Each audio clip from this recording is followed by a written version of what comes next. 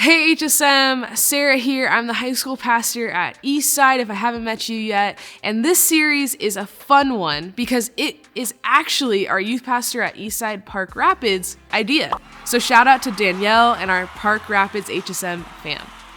Do you know the story of Queen Esther? Esther is a book of the Bible that reads like a novel. It's only 10 chapters, and I really encourage you all to read along in your quiet time with the Lord as we start this series. It's got heroes and villains, romance, intrigue, drama, you name it. In fact, it's such an important story that its events are celebrated to this day by the Jewish holiday Purim.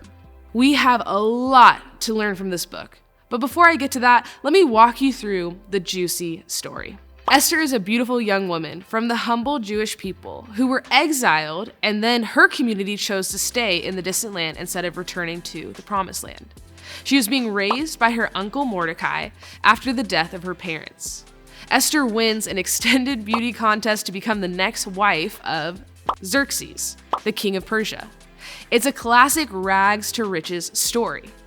But the story is just getting started. Esther's uncle Mordecai enrages a powerful leader named Haman, the king's second in command, because Mordecai wouldn't bow down to Haman.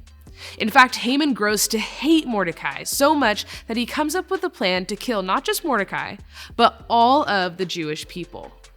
But there's a twist. Neither Haman nor King Xerxes has any idea that Queen Esther is Mordecai's niece and a Jew herself.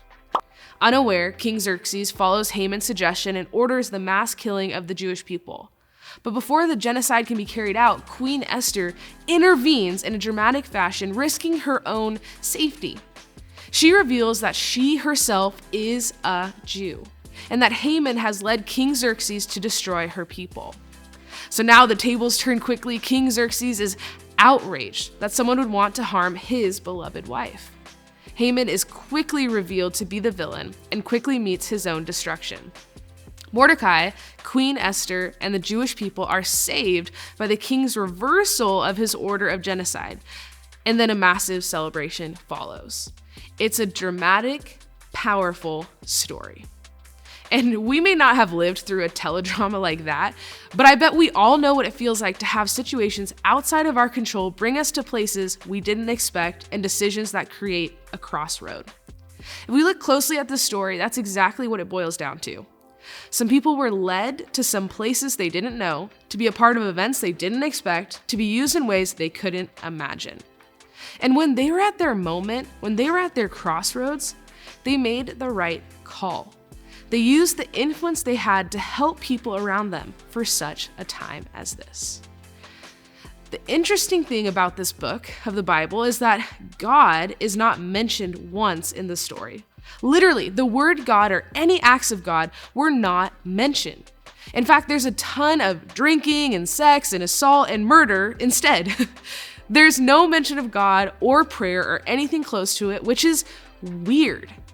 Every other book of the Bible mentions God, his ways, his attributes, his desires, or something like that. So, how did this book make it into the Bible? Did someone just accidentally put it in? Well, no way. There's only 66 books in the Bible, and none of them are just thrown in there willy-nilly. Each book in the Bible has a purpose and helps us read the surrounding books with more insight and understanding. So what is the purpose of a book that doesn't even mention the name of God? Well, it's to do exactly this, to pique our interest and make us look closer for the evidence of God. Many people believe that this is a tool, actually an invitation by the author to look for God's activity everywhere in this story, in the rest of the Bible, and in our personal lives. So that's what we're going to look for first. For us to acknowledge we are on this planet for such a time as this, we need to see the divine, sovereign, intentional, all-powerful way that God orchestrates life. This story is evidence that God is constantly at work. Here's the deal. God's been at work in your life, whether you've recognized it or not. Again, where is the name of God in this book? It's not there. Not one time, but the working of God is all over this book. His fingerprints are all over the story. Earlier, I gave you guys the SparkNotes version of the story since we don't have time to read 10 chapters together. But I want to dig a little deeper and think about all the coincidences that led to Esther being in this influential position. One day, Queen Vashti just so happens to upset her husband, King Xerxes, and he just so happens to cast her out and just so happens to come up with a contest that Esther hears about and enters.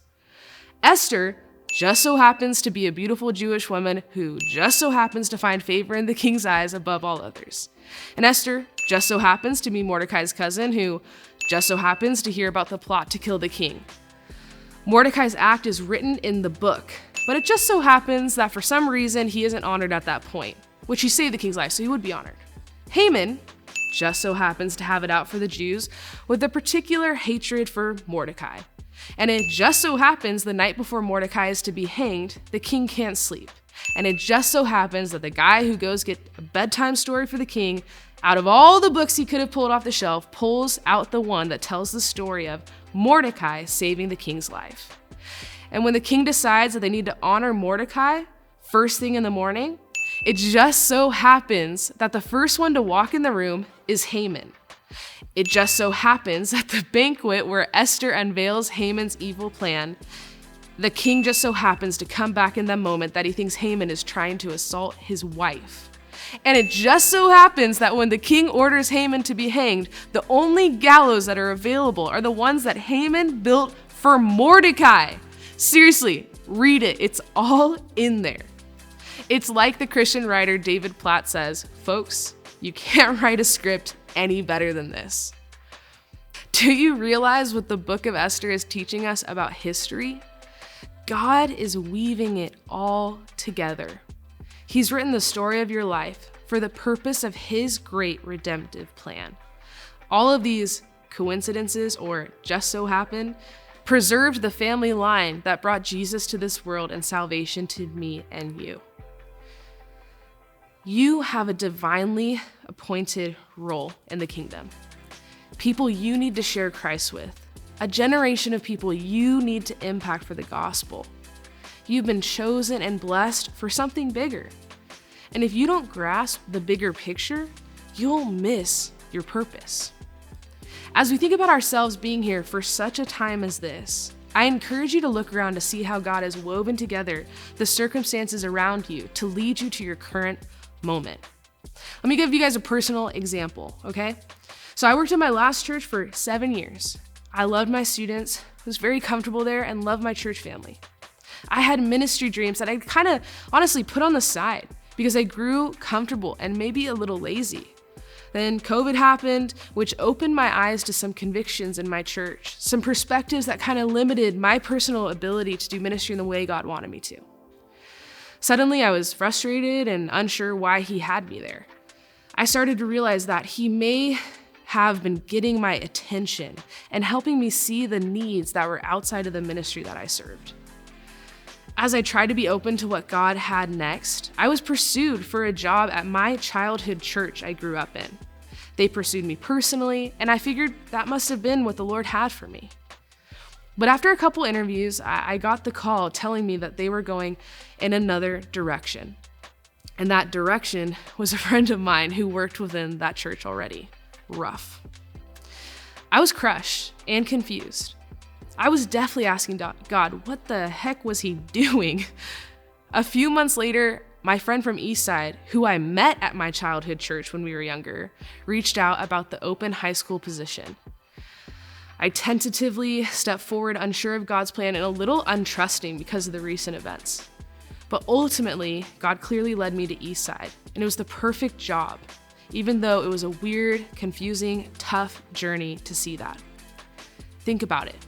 If I didn't feel like God was leading me to something new, and if I didn't get straight up denied by the other job, and if I didn't know Montana, who's my friend from my childhood church, and she didn't randomly reach out to me, not even knowing that the Lord was doing anything in my life and any changes, then I wouldn't get to be here, doing a job that I love, with students that I love, and ministry to every type of student from every type of background that I am completely crazy about.